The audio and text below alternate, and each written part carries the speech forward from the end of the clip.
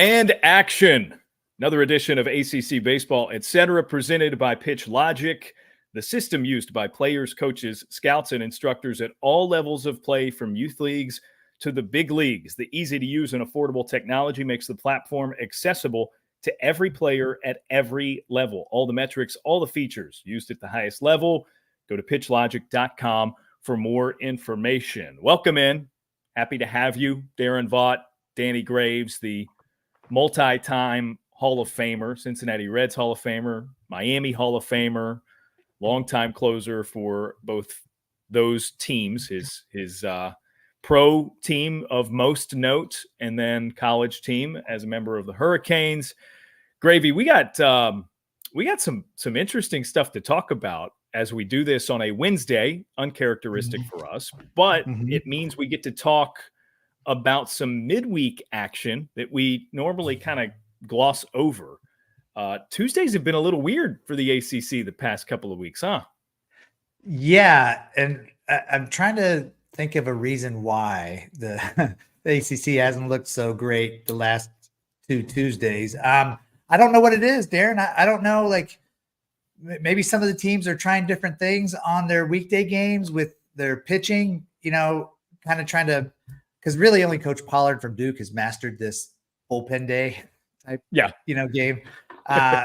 So when you go out and throw guys 2 innings, maybe 3 innings, or 1 inning at a time, like something isn't working. Or when, and you mentioned before we came on, like some teams are going 1 inning with 8 pitchers or 9 pitchers, whatever it may take, and hitters just can't adjust to it. Whatever it is, I'm sure they're just excited that when regionals come and super regionals, those are usually going to be on the weekends.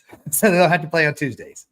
Well, I think that plays into my theory. So what you're referring to is I had a kind of a snoozer last night on ACCNX, Gardner-Webb at North Carolina.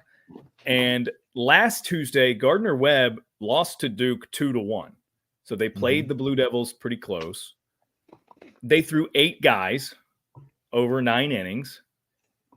And last night with North Carolina, they did the same thing. They threw 8 guys over 9 innings. And they didn't have to pitch it to North Carolina, who was ahead in the bottom of the 9th. So it was 8 guys, 8 innings.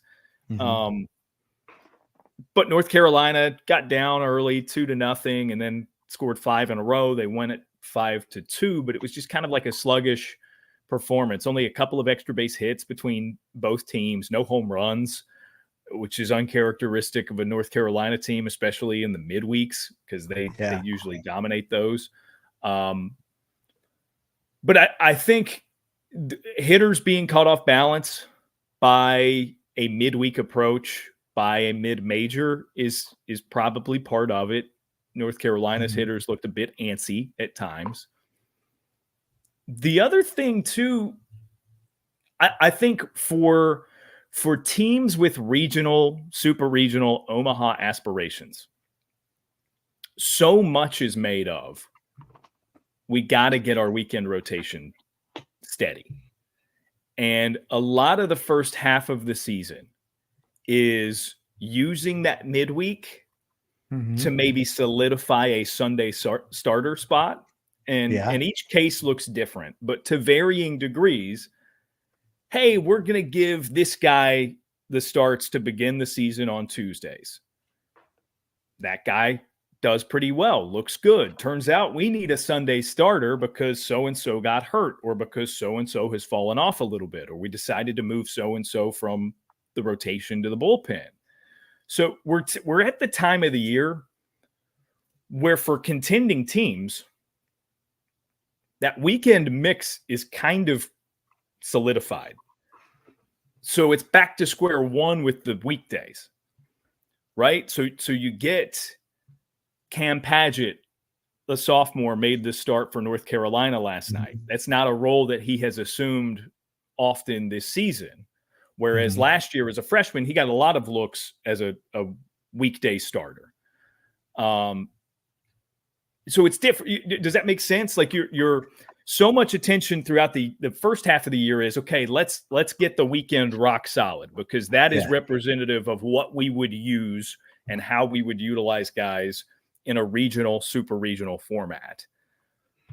Now the weekday is kind of like in stage 2, where it's all right. We used it to solidify the weekend. Now it's time to like, okay, let's figure out the weekday starter. And again, the weekends are more important to teams in most cases at this point. So that to me is fair. But I think we're at the beginning stage of the second time over. Teams like Duke, teams like North Carolina, figuring out the midweek. Does that make sense?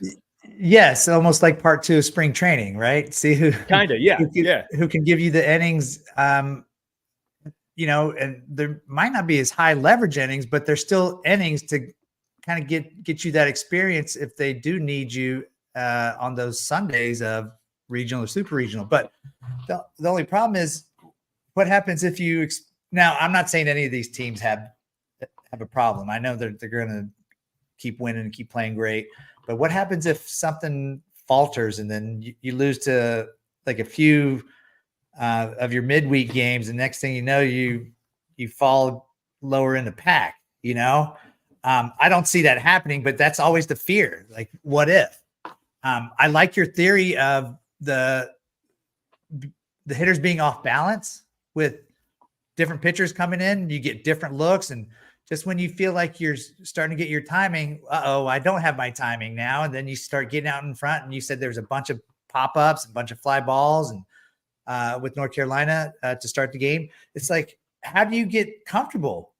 So obviously Gardner-Webb, with what they did last week against Duke, they're like, wow, this is a good formula. So now are all these other mid-majors going to do that too?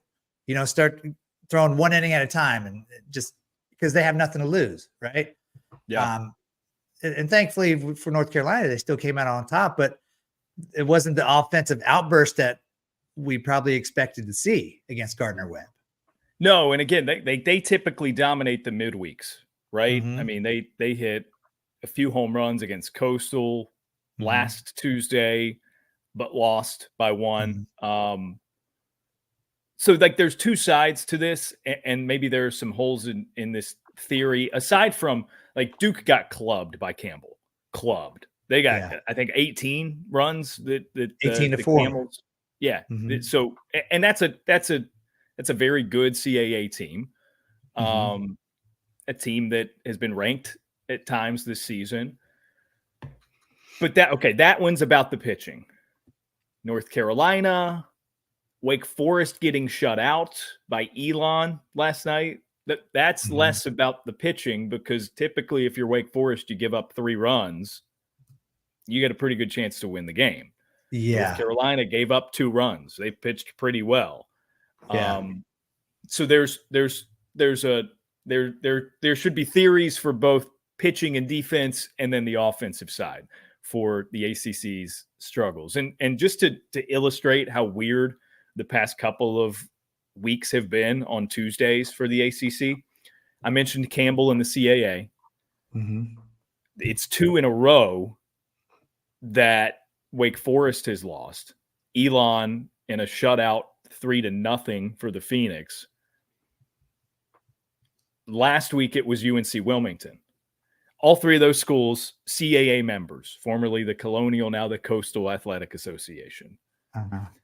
In those past 2 weeks, last night and last Tuesday combined, CAA teams 7-0 versus the ACC. What?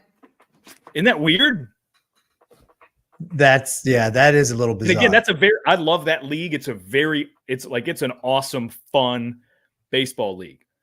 7-0 in 2 weeks is I mean, that's an outlier. So anyways, that's just to sort of illustrate what the last couple of weeks have been like in the midweek for the ACC. And then, sometimes we just get good matchups and ACC teams lose. Yeah. Clemson played at Georgia last night. Yeah. It went to 15 innings. That thing was a banger. That was a great game. Great game. Yeah. I didn't realize it went that long. But that's against one of the tougher SEC teams, and that's you know, not that they're trying to do something different during the weekday with Georgia, because you can't. You still got to try to win, right? But it's also one of those losses that I don't think losses are ever okay, but it's kind of okay because you lost to a tough SEC team. Yeah. You know, it's different than when you lose to a mid-major who has a losing record. So I guess what my point is, like, Clemson, I don't think has any concern. They battled for 15 innings and they lost to a top 25 team. So it was just good baseball, you know. And if you happen to watch that game, Clemson hit a home run that could have served as a game winner that was called foul, that pretty obviously on the replay looked fair. So it was a swing game. That's the point. Wait, right? So what happened to the instant replay? They couldn't, it wasn't definitive enough? Well, you know, they only have the angles that they have. And the SEC angles. What? Maybe some home cooking in Athens. But, you know, you slowed it down on sort of the wide nine, and it very much looked like, you know, with the poll, you can always tell, or not always. I don't want to say always, because sometimes it's very, very tricky with the poll. But usually on a replay, you can see if you slow it down enough, the ball disappear behind the pole, right? And if that's the case, it's in fair territory. That seemed to be the case in this one. It was not ruled a home run. And then Georgia walked it off in the bottom of the 15th on a wild pitch. But a swing game, like, that's not going to – if Georgia would have lost, they're not worried about it. Clemson lost it the way that they did. They're not, I don't think, worried about it in terms of postseason implications, RPI, and things like that. Right. So that's another ACC loss on a Tuesday, but it looks way different than some of the others to some mid-majors and that sort of thing. But weird midweeks the past couple of weeks. They had a 14th inning stretch at Georgia last night, right? So, you know, the 7th inning stretch. Yeah. What happens when you just double that up and go to a 14th inning? You do a 14th inning stretch. So Take Me Out to the Ball Game was sung twice. Oh my gosh. So was it sung or was it played? What's the longest game you were ever a part of? Oh my gosh. It was more than 14, I feel like. I don't know. For some reason, like 17 or 18 stands out. But I don't know if we did a second 7th inning stretch, because usually, like, they'll have somebody there singing it along with God Bless America. So if you go to the 14th inning, I'm sure they're not still sitting there watching the game, whoever sang it. You know what I mean? No, you got to find somebody else, or you've got or just push play. Yep. You got the recorded version that you play on the PA. Oh my gosh. Yeah. See, now I don't remember. I had to have played in extremely long games. They all seemed extremely long to me, though, Daron. Right. Yeah. Because you sit through 8 innings and then wait for your time to shine in most cases. And then when you're starting, you know, there's 4 days in between to sit there and do nothing. Yeah. That makes sense.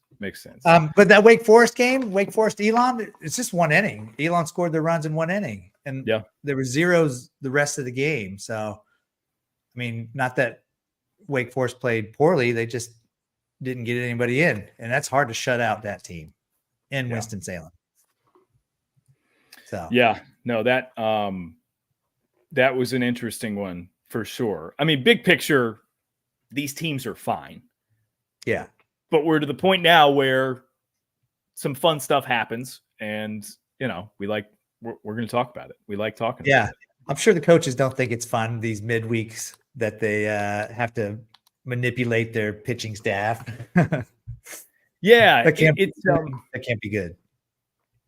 Right. And again, most of them have big weekend series coming up.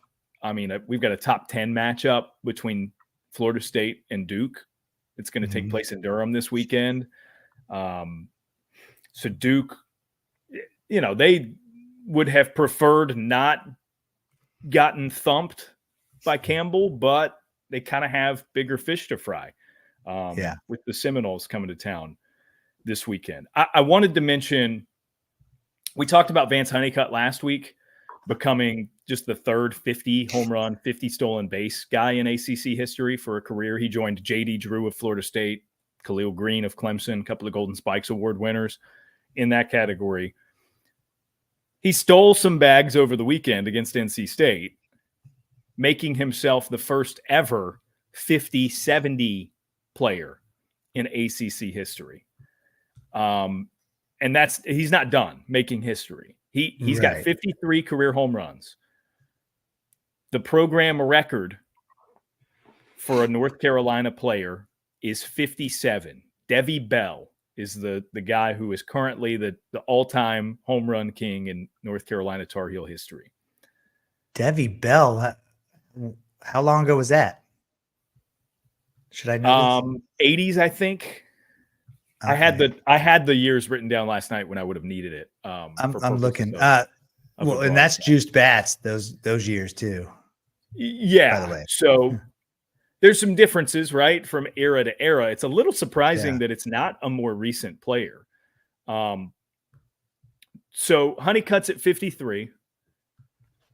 He didn't hit one last night, although he did have an RBI single, pretty productive despite being a little jumpy at the plate, I think. He needs 4 to tie it, 5 to set the all-time career record for them. Plenty of time to do it. A few weeks left in the regular season. They'll have some postseason play. I mean, I think it's an inevitability at this point, but who knows? Honeycutt's home run. He stays on the field. It's done.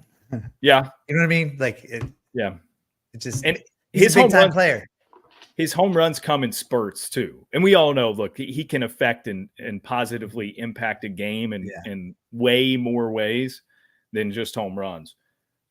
His homers typically come in spurts, which is really interesting. Last night I had this nugget prepared to use it if he got one early in the game, for instance. Mm-hmm. I told you he had 2 against Coastal Carolina last Tuesday. He had 2 over the weekend against NC State. Mm-hmm. He has 16 home runs this season. He has hit 2 home runs, multiple home runs against the same opponent 7 times this year. So it's not 7 2-home run games, but whether it's a singular game in the midweek or a weekend series, he's hit 2 home runs against the same team 7 times this year, accounting for 14 of his 16 home runs. So typically, if he gets 1 in a series, he's going to hit another. He's going to get another, right? So they come in bunches. Yeah, I like your thinking. Really like. So, I was so anxious to use that nugget last night, and of course, the opportunity did not come up, right? And that's a lesson for you youngsters interested in play-by-play. Just because you have it as a nugget doesn't mean you got to use it, right? Wait for it to make sense. Well, so when you have the games this week, you can still say it, even though you let it out today. You can still say it because there's going to be different viewers for your games this weekend. Yeah, theoretically, different audience. Yeah. I've got the whole series. Yeah. They've got Virginia Tech in town. Mm-hmm. Who can't really pitch as well as they'd like to. Which leads me to my next point. Could he hit 5 in a weekend and get it? Like, yes. By the time we next do this show? Okay, so if we had researchers, we would know this like in a minute. But he's had to have hit 5 home runs in a 3-game series in his life because of the spurts. I'm guessing at some point. Man, that's a good thing. That would have been a great thing for me to have looked up. But you would have to. This is research for this weekend. Okay, I'm gonna. Oh yeah, you'll have a stat guy for the weekend. If you don't have it, buddy, have them look it up. Tell me you work linear games without telling me you work linear games. I don't have a stat guy. I do that myself. Come on. So how many stolen bases does he have now? You said 70. 70. Okay. So my good buddy Brian Roberts is at the top of the list with 110. I don't see him getting 40 more stolen bases this year. So no, and that's been the interesting thing about trying to narrow down. Okay, who else has been a 50-70 player? It's been confirmed he's the only one in ACC history. The SEC never had one. The Pac-12 never had one. By our count, and shout out Jody Jones, who's the athletic comms guy for North Carolina baseball. He and I talked about it last night, and he sent me 3 names that he had found as the only other 50, 70 guys in college baseball history. John Toposky of Baylor in the late 90s. He had 50 and 70 exactly. Gary Cooper at BYU in the 80s. And Billy Gasparino at Oklahoma State in the late 90s, 55 homers, 71 stolen bases. Now, I think Jody in his research was going conference to conference. So we talked about it last night. He checked Fullerton's all-time stats. I don't think they have anyone who did it. Mark Kotze had to come close. And I mentioned Wichita State.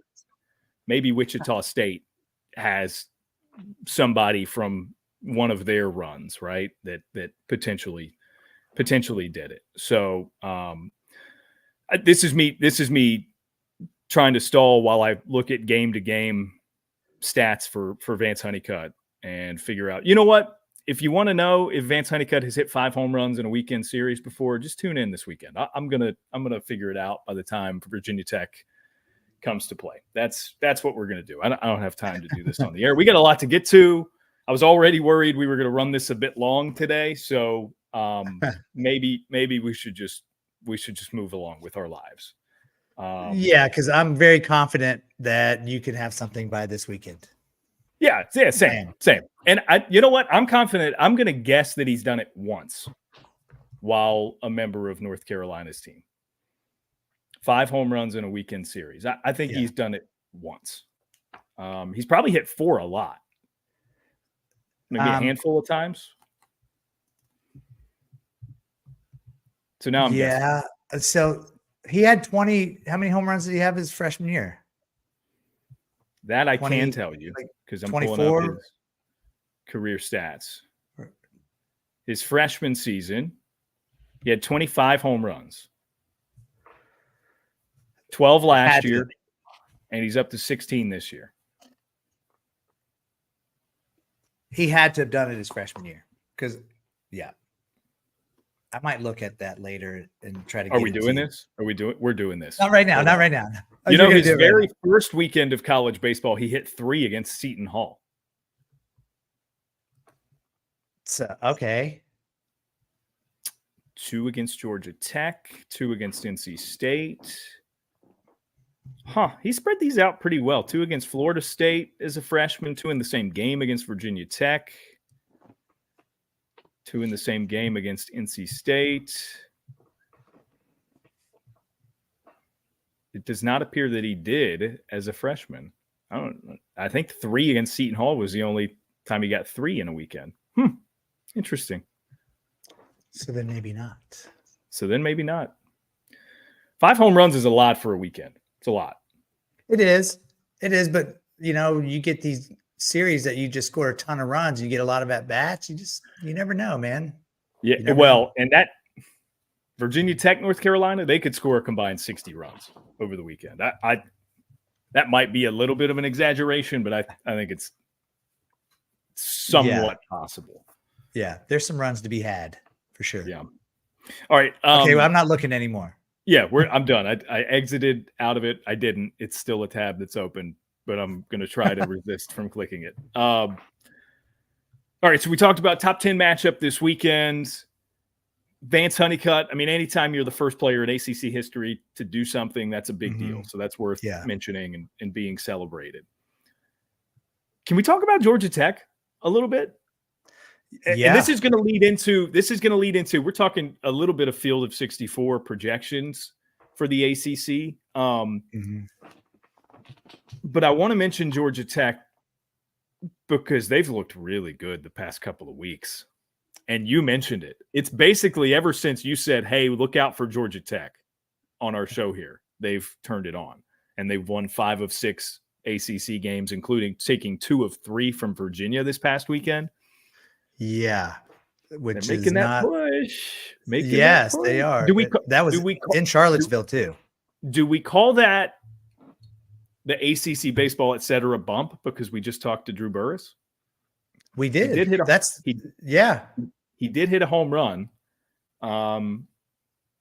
So maybe that will mean good things for Charlie Bielenson of Duke, who's going to be on with us later this week. We'll see.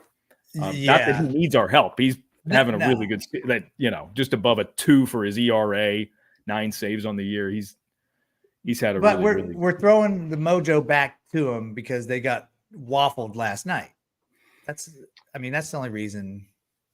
Only reason.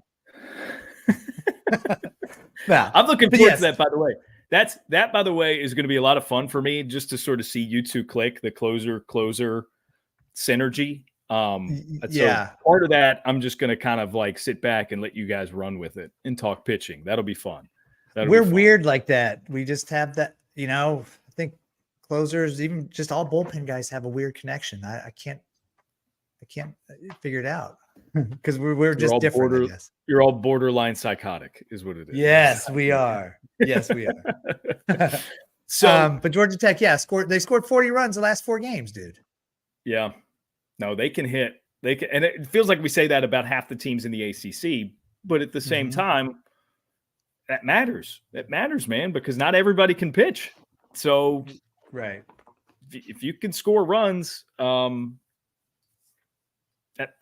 it's going to help you. It's going to go along. Yeah, that's half of the game, right? Scoring runs, preventing runs would be the other half. Well, if you can just outmash the other team, sometimes there's going to be those games where you're going to give up a lot, but you just got to keep scoring. Yeah. So I mentioned Georgia Tech. Mm-hmm.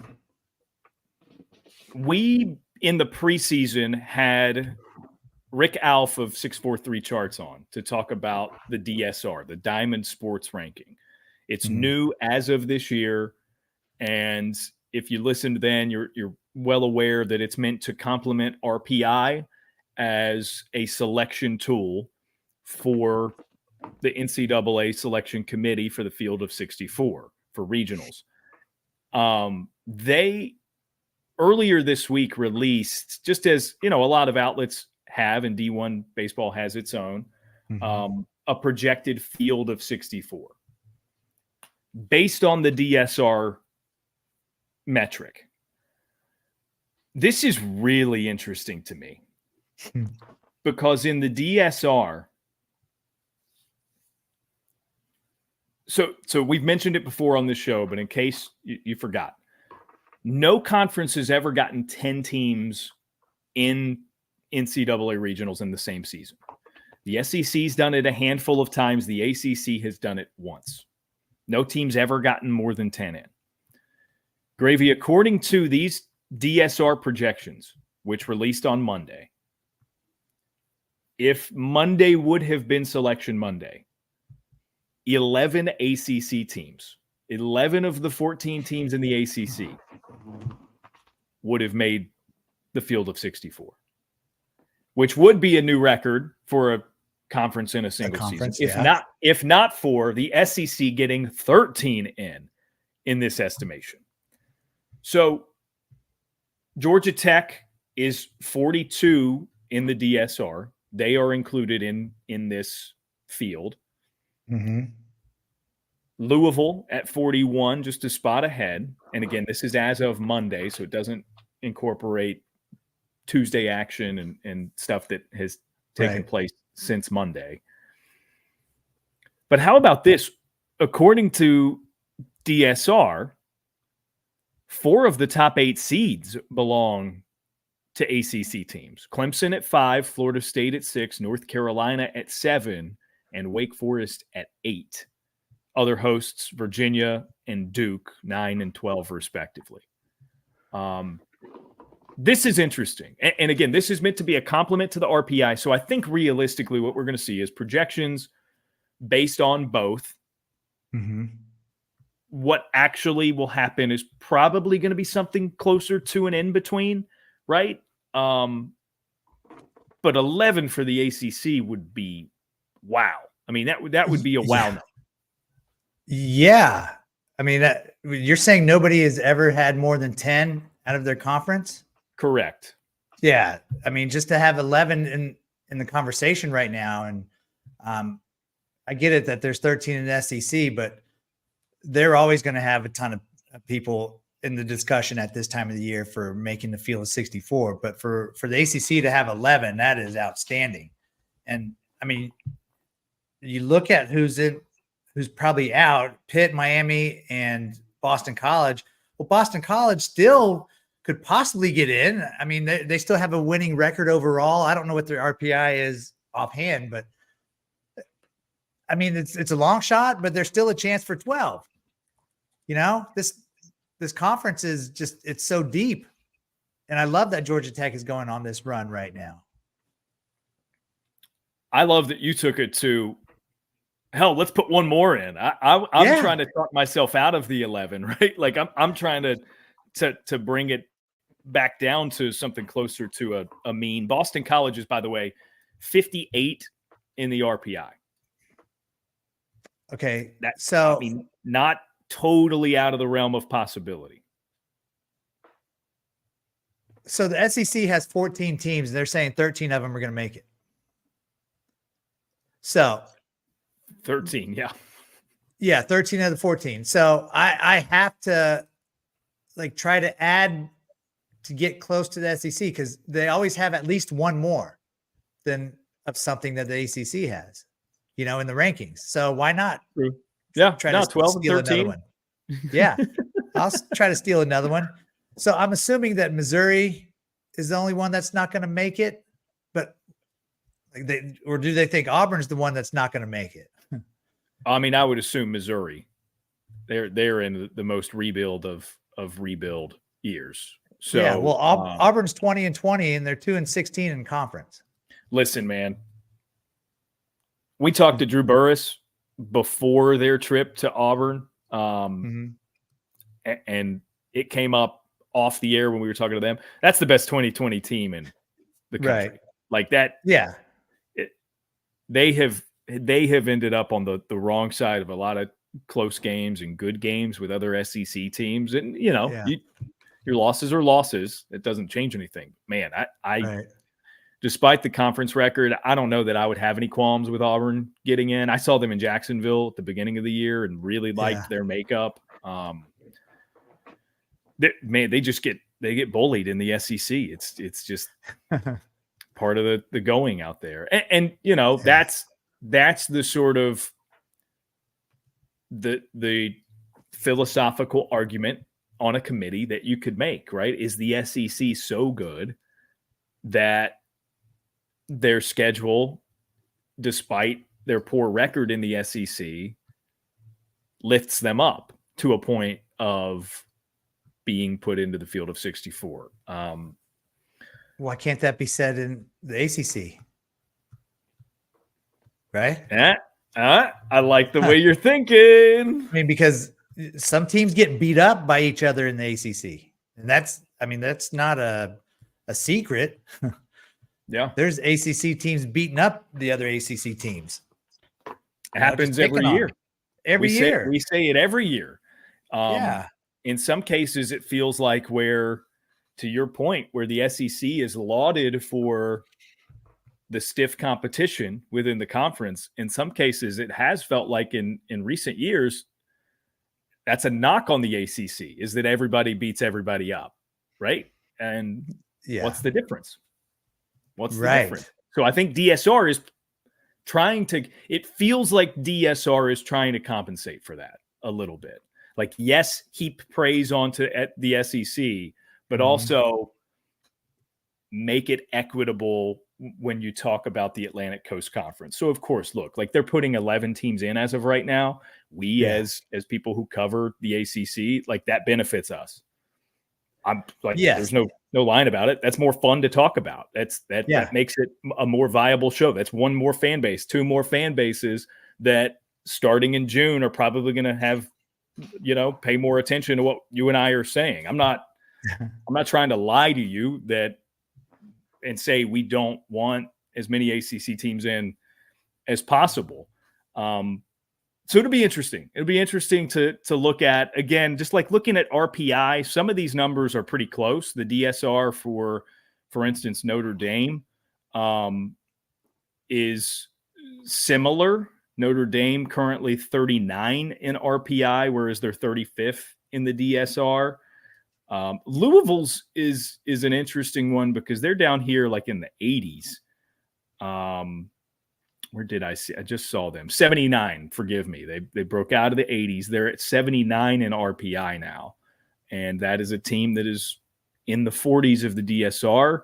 Pretty big disparity. It'll be interesting to see what happens with those teams, the teams that have the big disparity between the RPI and DSR numbers. And again, this is the first season the DSR has existed, so we don't know how the committee is going to view it. They could ignore it completely, and it's status quo. You go with you fall back on RPI when everything else makes it a difficult decision. Who knows? Does the ACC have a representative on the committee yet? Because that'll make a big difference. Yeah, the ACC got one as of this year. Thank the Lord for that. Not sure why it took so long, but yes, a voice in the room matters. Yes. And that certainly helps. It seems to help. It stands to help to some degree. It can't hurt. That's the thing. Like, there's nobody that's going to fight for your conference more than somebody that's in your conference. Right? Right. No, exactly. That makes sense. And we'll see. Again, long way to go. Could be a lot of fun to monitor. But it's Michael Alford of Florida State now in the room. Awesome. Yeah. Hardy Har, make your jokes about how long that's a voice in favor of the ACC. We'll see. We'll let the litigation happen there as well. But no, anyways, DSR, 11 ACC teams in as of Monday. And I don't think it'll be that many, but we'll see. Could be fun to keep an eye on. Yeah. Yeah. All right. I said we had a lot to get into. Yeah. That's about it. That's my list. So I think now it's time to steamroll right into Hall of Name, everyone's favorite part. I assume it's everyone's favorite part of the show. Whenever people talk to me about the show, they'll mention some story you told during Hall of Name.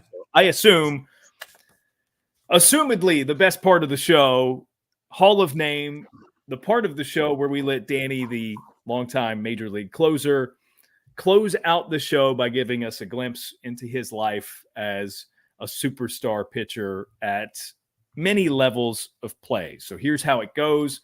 I name a former teammate of his, and that is for Team USA as a collegian, for Miami as a collegiate player, in the minors, in the majors, where he was part of 3 different organizations, Cleveland, the New York Mets, and of course, most notably, the Cincinnati Reds.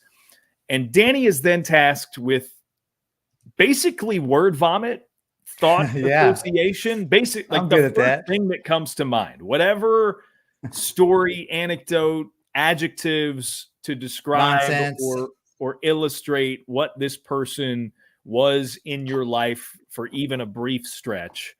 You just let it rip. All right. So this time, I like to have a good reason that ties into some pertinence with something happening in college baseball or Major League Baseball. You texted me the moment you saw that Jack Leiter was going to make his Major League debut. Yeah. You were excited about it. So for this edition, I wanted to utilize like a fathers and sons theme. So baseball royalty. Okay. You see where I'm going with this? Yeah. I played with maybe a not few exactly fathers and sons. But fathers and sons. So there's been a lot of talk about Jack, his dad, Al, both being big leaguers now. There's been a lot of talk about father-son duos in the major leagues. For instance, the very first edition of Hall of Name, we talked about Ken Griffey Jr., right? Yep. So he's off the table. We talked about Aaron Boone. He's off the table. Boone is off the table. Man, you've played with a lot of those guys, actually, now that you mentioned it. There are several on this list. All right, I've got mine picked out. This is from your days in Cleveland. Ooh, I which would assume this a be? former battery mate of yours. I've got your head-to-head Oh, numbers, though yeah. scarce, pulled up. Sandy Alomar Jr. Yeah. I knew that was coming. I knew it. I loved it. I loved it. As soon as you said Cleveland, Sandy. So actually, Sandy's dad was a first base coach when I was with the Mets too in 2005. So I've got ties with both of them. Yeah. So my major league debut I didn't throw to Sandy. Tony Pena was the catcher. Sandy was getting a day off. That's when his knees were starting to cause him a little extra discomfort. So, and by the way, I really believe that Sandy Alomar Jr. was the model for the knee savers that the catchers wear. Those little pads on the back of their shin or their calves. Yeah. The knee savers. He was like the very first one to wear those after he had some knee surgeries. Anyways, Sandy Alomar Jr. was such a nice dude. He's huge, by the way. I don't know what he's listed as, but he is a monster. And to be able to throw to somebody, he's like 6'4", 6'5", I think. The target throwing to him was just unreal. And those were the days too that he had an absolute cannon. But the biggest story that stands out with Sandy is, so I'm a rookie. I don't remember who we were playing. He comes out to the mound to kind of like slow the game down a little bit for me. A couple guys were on base. He comes out to the mound and he's like this with his glove and talking to me. And I'm like, yeah, well, he's like, put your effing glove over your mouth. You're on the Jumbotron. They can read your lips. And I'm like, oh no. I was all panicking. I'm like, whoa, like straight to my face. From that point on, I never talked on the mound without my glove in my face, whether it was a TV game or not, because not all games were on TV back then. Right. So, but he's like, the Jumbotron is showing you right now. Put your effing glove over your mouth. And I'm like, okay. And it was great.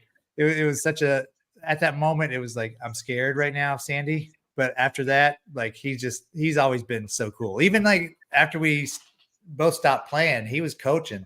Well, towards the end of my career, he was coaching in different places and I'd run into him, and he's always been like such a good dude. And his dad was just all laid back, just at first base, like just having a good old time, first base coach, and always trying to joke around. And I love the Alomar family. Nice. That's a good like rookie moment. Yeah. It feels like as a pitcher, especially in that time frame, everybody has a story that's equivalent to that, right? Because it wasn't natural for you to do that during visits to the mound. It eventually had to become that way. Right. And again, I think it's safe to assume that like everybody, you're probably not the only one he had to do that with to break them in. Right. And when they come out, they're facing the Jumbotron because the pitchers are facing home plate, so they're facing it, and he could see it clear as day. It's where the guy was beating a drum at the top of where the Jacobs Field or whatever it's called now, and it was right under the scoreboard, and it's so stinking big. But Kinston Indians in North Carolina didn't have a Jumbotron. Canton Akron didn't have a Jumbotron. Buffalo had one, but the pixels was like you couldn't see what was what. So it's like you never had to worry about it. And then you got this like 8G, whatever the letters are for the perfect picture on the Jumbotron at Jacobs Field. And it was like, oh my gosh, I just was scared to death. But I'm glad that moment only happened once. Yep. Yeah. No, you never forgot it. That's the sign of a good rookie, though, Daron. You get told something once and you never do it again. Yep, exactly. That was not the only reason, but that was among the foundational reasons for your long success in the major leagues. You didn't have to be told anything twice. That's right. Usually. Not on the field anyways. Yeah, there you go. That's Hall of Name. Our favorite part of the show, your favorite part of the show, I'm assuming. Danny Graves enlightens us with a tale. He weaves a tale from his time as a big league pitcher. It's the good type of big leaguing us, not like when he can't do the episode and I have to find a fill in. But that's okay. I know, it's terrible. It's terrible. I'm so shout out high Mike Farron, who has Yeah. like the huevos of Pedro Serrano. Speaking of Yeah. the Cleveland organization, for sending a me out. text to us and just like Yeah. busting your chops big time Yeah. for that when Hey, Danny Westman was on. I wouldn't expect anything less from Mike Farron. He's such a good dude, man. If he didn't like make fun of me, I would think that he didn't like me anymore. So Yeah. that's how it our goes. relationship works. Yeah. That reminds me, I mentioned Danny Wexelman, who filled in for you at one point. She is Beautifully. on the ALS game at Fenway Park this weekend. Yeah. Virginia, Boston College. That's on Thursday. It's the only ACC Thursday game this week. I told her I would pump that up at some point. So you guys, it's going to be on TV. Watch it. I've got the composite schedule up, or I did. So I'll pull up the information on that. 7 p.m. ACCN Thursday, Virginia, Boston College at Fenway Park. Always an awesome game. Cool one to see. And I know she was really, really excited about it. Well, and let me tell Mike you, Rooney will be there too. Yeah. So they did it last year too. And we did one of our ACC network shows from there, ACC PM with Mark Packer and Taylor Tannenbaum. So we did a whole 3-hour show working up to their game. And let me tell you, Daron, that was the coolest thing that I've done in a long time in this business. And I know Danny and Runes is, I don't know if Mike Monaco did it with them last year. I don't know who's doing it with Runes this year, but we all had an amazing time meeting a lot of people and just understanding what that game meant. It wasn't just about winning a game in the ACC. It was about fighting for ALS. And it was pretty amazing. Pete Brady's mom came on the show with us, and man, I'd get chills right now just thinking about it. So yeah, tune in because it's an amazing event. Yeah. In addition to just being good baseball, right? Yeah. That'll be cool. I'm excited to check that one out and watch our friends of both Virginia and Boston College, in addition to our broadcast friends. Should be a lot of fun. 7 p.m. Thursday, ACCN. Yeah. All right. I think that does it for us today. I think so. Good? That was good. We got a lot out there. That was good. Yeah. I feel like I talked a lot today. I guess it's no different than any other day. No, true. You're going to be talking a little bit tomorrow as well. Remember, Charlie Bielenson's going to come on with us. Right. So if you happen to be listening to this as we release them or watching as we release them tomorrow, Charlie Bielenson's going to come on as well. You get ACC Baseball Etc on consecutive days this week. Yeah. I have a feeling that's going to be really, really cool. Yeah, I'm a big fan of Bielenson. Me too. I think it'll translate well to podcast form. I think people are going to enjoy hearing him talk. But that's tomorrow. I hope he's like a typical reliever. Sorry, I just keep getting all excited about Chuck B tomorrow. Right, I'm trying to close this out. Get people on their way. Sorry, go ahead. Mute me. We need a producer to mute my microphone. Go ahead. Yeah. All right. Thanks for listening. That's ACC Baseball Etc. Charlie Bielenson joins us tomorrow. For Danny Graves, I'm Daron Vaught. A reminder, social media, ACC BSB ETC. Rate, review, subscribe, all that fun stuff. Thanks for doing so. We'll see you next time.